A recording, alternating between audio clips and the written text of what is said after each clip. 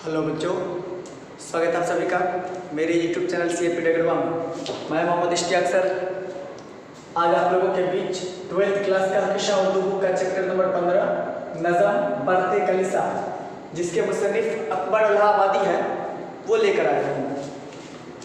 इस नज़म में अकबर इलाहाबादी ख़ास तौर से सिर्फ मुस्लिम ज़ात के ऐसे शख्सियत, ऐसे लोग जो मौजूदा वक्त में चंद खूबसूरती, कुछ रुपये और ख़ास तौर से ये मोहब्बत के नाम पर आजकल जो पेशा बना रखा है, अपने धर्म को बेच देने का, किसी और पर निसार कर देने का, ऐसी ऐसी समस्याएं जिक्र किया है।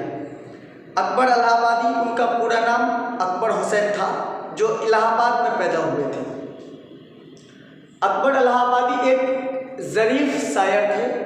ज़रीफ़ के मायने होते हैं यानी ज़रीफ़ाना, जो इश्किया और रोमानियात मिजाज में से शेर व शायरी लिखते हैं, यानी हुस्न और इश्क की कैफियत उनकी नज़मों में, उनकी शायरी में पाई जाती है। वो ज़्यादातर शेर व शायरी हुस्न और इश्क से मुतल्लिक ही लिखते हैं, इसलिए वह ज़रीफ़ शायर कहलाए। ज़रीफ़ से शायरी लिखी हुई ज़रीफ़ाना कहलाया। उनके वालिद का नाम तफज़्ज़ुल हुसैन है। ये पेशा से वकील भी थे, सब जज भी रहे।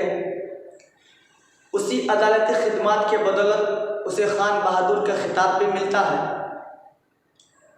उनका एक 13 बरस का बेटा और उनकी बीवी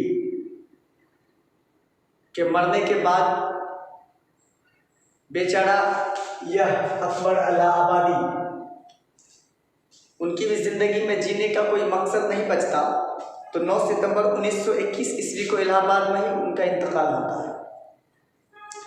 तो इसके हालात ज़िंदगी के मुतालिक कुछ ऑब्जेक्टिव्स जो बाहर निकालना था वो मैंने आप लोगों को निकाल दिया है। आइए थोड़ा सा नज़म में देखते हैं। इसमें दो तरह का पहलू दिखाया है।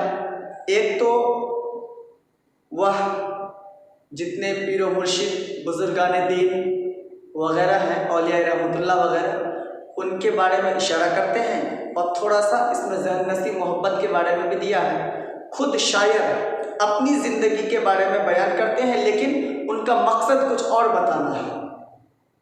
शायर कहते हैं कि वह एक बार एक गिरजाघर में गया था। ईसाइयों की इबादत गाह जो है, ईसाइयों की, ईसाई धर्म का, उसको यहाँ पर कलीसा लफ्ज़ का इस्तेमाल किया गया है। आइए वहाँ के बारे में जानते हैं। लिखा है, रात उस मिस से कलीसा में हुई दो चार, हाय व हुस्न व सौखी व नज़ाकत व उभार। यानी एक रात की बात है। कौन सी रात? जिस रात को वो वहाँ पर गए थे घूमने के लिए। उस रात में उसे किसी से मुलाकात हुई थी। किसी से? किससे? एक मिस से, MISS, मिस। और यहाँ पर मिस एक अंग्रेजी मेम को कहा गया, एक अंग्रेजी लड़की को कहा गया, जिसका ना धर्म का ठिकाना है, ना कोई मतलब खासियत है, एक जगह मुतमईन रहने की, उसके बारे में आगे कहते हैं कि रात उस मिस से कलीसा में हुई दो चार, हाय व हुस्न व सौखी व नज़ाकत व उभार। क्या हुस्न था, क्या जलवा था, क्या फिगर था, हर चीज़ के बारे में जिक्र करते हैं। जुल्फ़ पीछा मैं सज धज के बलाए भी मुरीद, कदराना में व चमखम के क़यामत भी शहीद। आँखें फितना दौड़ा के गुनहगार करें, गाल व सुबह दरख्सा के मलक प्यार करें। मलक के माने फरिश्ता। क्या हुस्न था, क्या चाल ढाल थी, क्या रंगतें थी, क्या हंसती थी, क्या बोलती थी, कैसे बलखा के चलती थी, मटक मटक कर। उन्हें देखने के बाद यहाँ शायर लिखते हैं कि फरिश्ता भी प्यार कर बैठता। तो हम इंसानों की, हमारी तुम्हारी क्या हैसियत है जो उसकी खूबसूरती पर तुम नज़र ना डालो, उसे देखकर आए हाय ये हुस्न अंगीज़ की बातें ना करो। तो शायर उस गिरजाघर में जो गया, वहाँ के मुतल्लिक बातें लिखते हैं। वो खुद अपने ऊपर लेकर पूरे समाज को उसी में डाल रहे हैं और उसी नुस्बे में लेकर जा रहे हैं। कहते हैं गरम तकरीर जिसे सुनने को 16 लपके, दिलकश आवाज के सुनकर जिसे बुलबुल झपके, दिलकशी चाल में ऐसी के सितारे रुक जाएं, सरकसी नाज में ऐसी के गवर्नर झुक जाएं। गरम तकरीर के मायने उसकी बोलने की जो लुत्फ है, अंदाज है, जो सुरीली आवाज़ें हैं, उसे सुनने को कोई भी बेताब हो जाए। मैं तो वहाँ सामने खड़ा हूँ, ज़रा अंदाज़ा लगाए कि मेरी क्या हाल नहीं होगी। मैं अभी शायर के रूबरू बात कर रहा हूँ। और दिलकशी चाल, इस तरह का चाल ढाल था, ऐसी रंगीनियाँ झलकती थी, गोया गवर्नर उसके पीछे झुक जाए, उसके कदमों पर निसार कर दे सब कुछ। आतिशे हुस्न से तकवा को जलाने वाली, तकवा के मायने होते हैं खुदा का खौफ। इसके हुस्न को देखने के बाद महसूस ही नहीं होती कि खुदा का कोई खौफ है दिल में, उसकी तरफ दिल खींचा जा रहा है।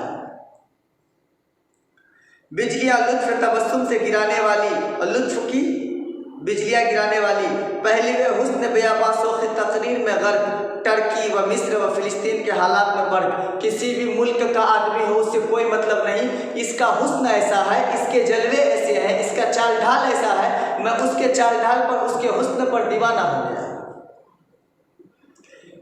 पिस गया लुट गया दिल में सिकत ही ना रही, सुर थे तमकीन के जिस गत में वह गत ही ना रही। मैं उसके चक्कर में पिस गया, बर्बाद हो गया, अब कहीं का ना रहा। मेरा दिल, मेरा मिजाज, मेरी सोच अब किसी भी चीज़ को कबूल नहीं करेगी। पहले मेरी जो हालत थी अब वो हालत ना रही। यहाँ गत के मैंने हालत दिया। अर्ज की मैंने कि ऐ गुलशन फितरत की बहार, मैंने क्या कहा कि ऐ गुलशन फितरत की बहार, यानी गुलशन की मलिका, बाग की मलिका, हुस्न की मलिका। उसके हुस्न को यहाँ पर बाग करार दिया गया और उसको हुस्न का बाग कहा गया, मलिका कहा गया, हुस्न की मलिका। ठीक है, तो शायर कहते हैं कि अर्ज की मैंने कि ऐ गुलशन फितरत की बहार, किसको कहा? मिस को। उसी कलीसा में, यानी गिरजाघर में जो शायर गया था, वहाँ से जिस लड़की की मुलाकात हुई थी उनसे, उसी लड़की को कहा। आपको देता है कुछ शायर ने इस नज़म में गुलशन फितरत की बहार किसे कहा है? तो मिस को। दौलत व इज्जत व ईमान तेरे कदमों पे निसार, मैं अपनी दौलत, इज्जत, अपनी ईमान, आबरू, सब कुछ तेरे कदमों पर निसार करता हूँ। तू अगर अहद वफा बांध के मेरी हो जाए, सारी दुनिया से मेरे कल्ब को सिरी हो जाए। अगर तू एक बार मेरे प्यार को कबूल कर ले तो मैं पूरी दुनिया को छोड़कर तेरे नक्शे कदम पर चलूंगा, तेरे पीछे पीछे भागूंगा, तेरा टट्टू बना रहूंगा, तेरा गुलाम बना रहूंगा। तो एक बार मेरी बात मान ले तो मुझसे प्यार कर। शौक के जोश में मैंने जो जुबा यूं खोली, नाज व अंदाज से तेवर चढ़ाकर बोली। लोग प्रपोजल देखकर खुशी से मार उछल पड़ते हैं। ये देखा कि अब लुट्टू हो गया, मेरे पीछे झुक गया, पूरा दौड़ रहा है। वो थोड़ा सा गुरूर पने में तेवर चढ़ा के, अकड़ के, ऐंठ के, किसी को भाव न देने वाली अंदाज में कहते हैं, गैर मुमकिन है मुझे उनसे मुसलमानों से, उम्मीद नहीं है कि मुझे ऐसे लोगों से, ऐसे मुसलमानों से मोहब्बत हो जाए। यहाँ पर उन्स के मायने मोहब्बत है, ऐसे मुसलमानों से मोहब्बत हो जाए, बुए खूं आती है उस कौम के इंसानों से। मुझे मुसलमान नाम की जो कौम है, कि ये मुस्लिम कौम है, मुस्लिम बरादरी है, उनके नाम से मुझे गुस्सा आता है, चिढ़ आता है। उसके खून से भी मुझे बदबू आती है, उसकी शक्ल सूरत से मुझे नफरत है। ये मुसलमानों के बारे में मिस कहती है। आगे वो कहते हैं, अब शायर कहते हैं, लन तरानी किए लेते हैं नमाजी बनकर, हमले सरहद पे किया करते हैं गाजी बनकर। कोई बनता है जो महदी तो बिगड़ जाते हैं, आग में कूदते हैं तोप से लड़ जाते हैं। गुल खिलाए कोई मैदान में तो इतरा जाए, पाए सामान अकामत तो कयामत ढाए। मुतमईन हो कोई क्यों करके ये है नेक निहाद, है हुनूज उनकी रगों में असरे हुक्म जिहाद। लंतरानी के मायने यहाँ पर डिंग हाँकना होता है, और हमले सरहद पे क्या करते हैं गाजी बनकर कहने के मायने हैं मुँह में राम बगल में छुरी। बात लोगों को आप देखेंगे कि वो बोलेगा कुछ, देखेगा कहीं और करेगा कुछ, और उनसे पता ही नहीं चलता वो किस रंगत में घुला मिला हुआ है।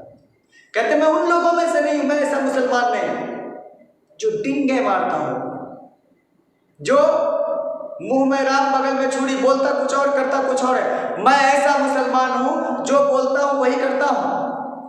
उन्हें पटाने के लिए इतनी बातें कही जा रही है। मुस्लिम तो वैसा ही जैसा हम लोग हैं, किसी तरह पटाना है ना। आगे कहते हैं, दुश्मन सब्र की नजरों में निगावट लगावट पाई, कामयाबी की दिले जार ने आहट पाई। अब इतनी बातें सुनने के बाद थोड़ी सी मुस्कुरा दी हुस्न की मलिका ने। फिर इसे लगा कि अब मेरा काम बन जाएगा। अब थोड़ा सा दिल में सुकून मिला, शायद तीर सही निशाने पे जाके लग रहा है। अर्ज की मैंने कि ऐ लज्जते जा रहा ते रूह, अब जमाने पे नहीं है असरे आदम नूह। ऐ हुस्न की मलिका, अब भी तो मुंह खोल के बोल दे कि तुझे मेरा प्यार कबूल है। अब भी तो बोल दे कि तू भी मुझसे प्यार करेगी। अब मुझ पे जरा सा भी कंट्रोलिंग नहीं है, बर्दाश्त नहीं कर सकता। तुम्हें क्या पता मेरे अंदर क्या बीत रही है। आगे कहते हैं, शजरे तूर, शजर के मैंने यहाँ पर पहाड़ दरख्त और तूर के मैंने पहाड़। कोहे तूर जिस पर हजरत मूसा अलैहिस्सलाम अल्लाह से मिलने की ख्वाहिश जताई थी। शजरे तूर का इस बाग में पौधा ही नहीं, गैस व हूर का इस दौर में सौदा ही नहीं। अब कहाँ ज़हन में बाकी है बरात व रफ, टकटकी बंद गई है कौम की अंजुमन की तरफ। अब मुझे किसी भी चीज़ पर दिशा नहीं, कोई चीज़ की मुझे सुध बुध नहीं। मेरी अकल मारी गई, मेरे अकल में घास चढ़ गई, किस्मत में कुत्ता मुत दिया। तुम मेरी नजरों के सामने आई और तुमसे मोहब्बत हो गई मुझे। तो अब भी तो मान ले मेरी बात, मैं उस तरह के मुसलमानों में से नहीं हूं। हम में बाकी नहीं अब खालिद जाबाज का रंग, दिल पे ये गालिब है फकत हाफिज सिराज का रंग। अब तुम्हारा ही असर मेरे ऊपर है, मेरे रग रग में समाया हुआ, रोम रोम तुम्हारी नाम के मालाएं जप रहे हैं। अब भी तो मान ले, या ना वह नाराए तकबीर व ना जोश से सिपाह, सब के सब आप ही पर पढ़ते हैं सुभान अल्लाह। अब कोई नारे तकबीर नहीं, कुछ नहीं, कोई खुदाई दावा नहीं, कोई अमल व इबादत नहीं, सिर्फ तेरे ही हुस्न के चर्चे हैं। सब तुम्हें देखते, वाह क्या हुस्न है, तुम्हारी ही तारीफें करते हैं, तुम्हारे चर्चे करते हैं। आगे दिया है, जौहरे तीज मुजाहिद तेरे अब्रू पे निसार, नूर ईमान का तेरे आईना रूप पे निसार। मैं अपनी ईमान वगैरह अब्रू इज्जत वगैरह सब कुछ तेरे ऊपर, तेरे इस आईनादार चेहरे पर, तेरी खूबसूरती पर, तेरे इस हुस्न जमाल पर, इस पर कुर्बान करता हूँ। उठ गई सफाए खातिर से वह बहसे बदवनेक, दो दिले हो रहे हैं कहते हैं अल्लाह को एक। अब उसके तरफ से भी ग्रीन सिग्नल मिल गया है और दोनों नजरों ही नजरों में एक दूसरे को ताक रहे हैं, बहुत गहरी मोहब्बत के लुत्फ अंदोज हो ले रहे हैं। ठीक है, मौज कौसर की कहा अब है मेरे बाग के गिर्द, मैं तो तहजीब में हूँ पीरे मुगा का शागिर्द। यहाँ पर पीरे मुगा के मैंने वो शराब बेचने वाला होता है, कहता है कि मैं इतना भी अच्छा नहीं हूँ। अब मुसन्निफ कहते हैं कि मैं इतना भी अच्छा नहीं हूँ जितना मैंने कहा था। वास्तव में लन तरानी यानी डिंग मारने की बातें तो मुसन्निफ नहीं कह दिया, सिर्फ उसे अपने आगोश में लेने के लिए, उसे पटाने के लिए, लेकिन उसको पाने के लिए अपने ईमान धर्म की बात तक को दांव पर लगा दी, अपने ईमान तक को, अपने रब तक को, सब चीज को कुर्बान कर दे एक हुस्न के चक्कर में जो चंद लम्हों की खेती है।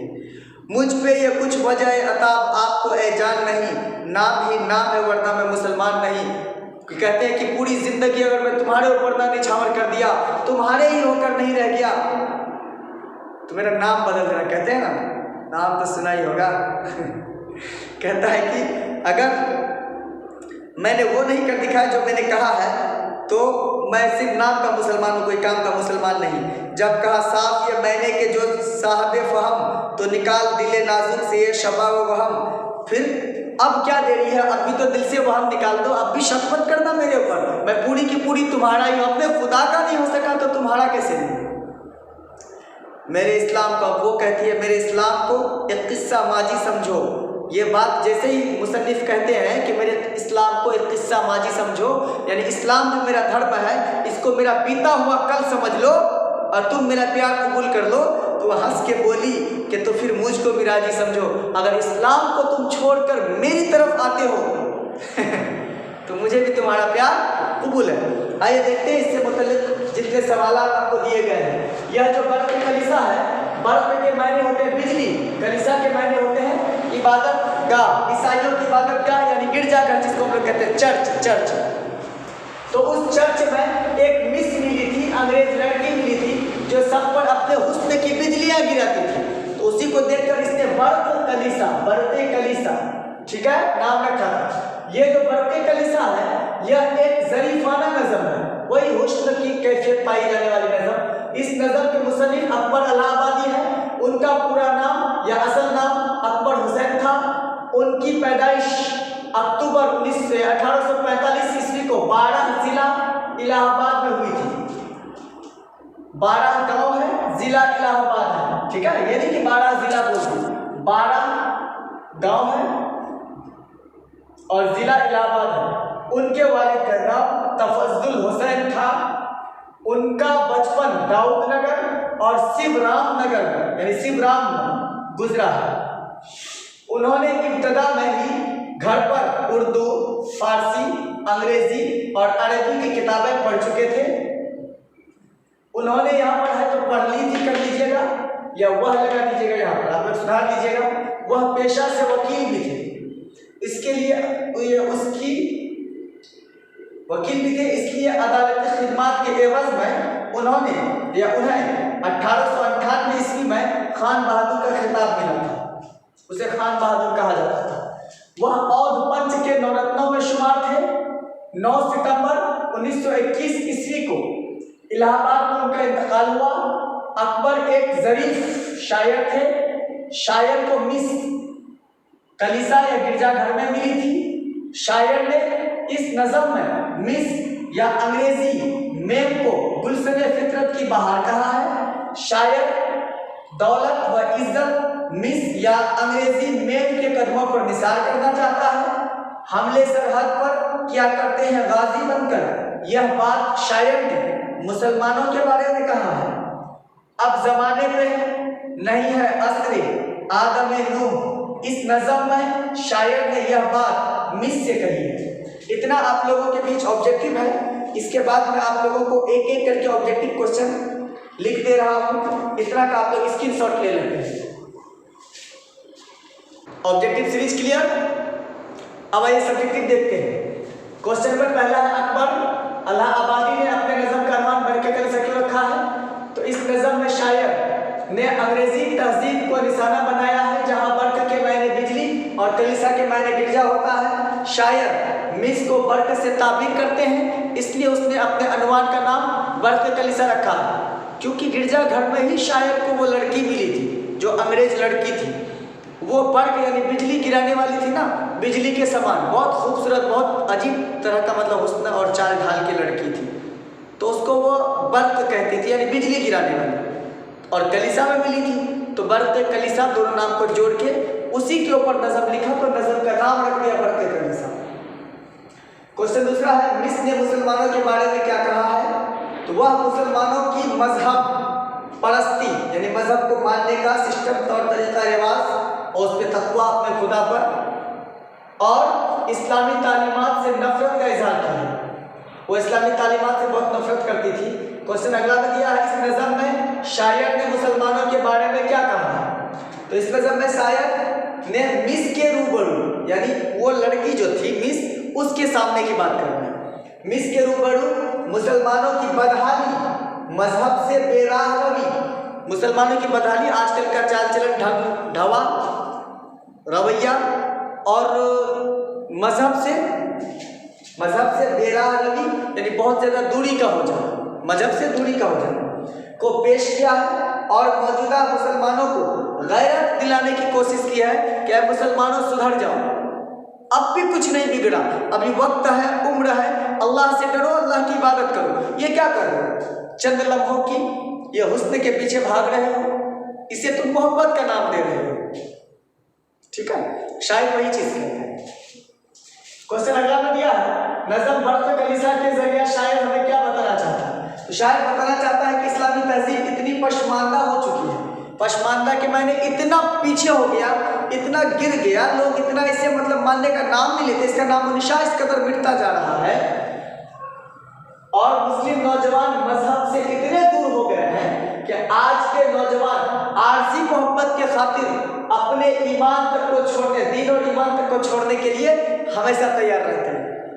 तो ये सिर्फ और सिर्फ इस पूरे नज़म में अकबर इलाहाबादी ने मुसलमानों की हालत को बयान किया है कि वो किस तरह चंद लम्हों की खुशी के लिए अपना सब कुछ, दीन, धर्म, ईमान, मजहब, सब कुछ को भुलाने के लिए तैयार रहते हैं। तो ये हमारा एक सब्जेक्टिव सीरीज कंप्लीट हुआ। एक क्वेश्चन बचा हुआ है, इसमें आप लोग स्क्रीनशॉट ले लीजिए। उसके बाद मैं आपको एक दूसरा क्वेश्चन बताता हूँ जिसमें नज़म बर के कलिसा का खुलासा हम लोग देखेंगे और इसमें कुछ मुअन्नस मुज़क्कर है, तज़कीर तानीस, इसके बारे में भी जिक्र करेंगे जो ग्रामर का पार्ट है। ठीक है,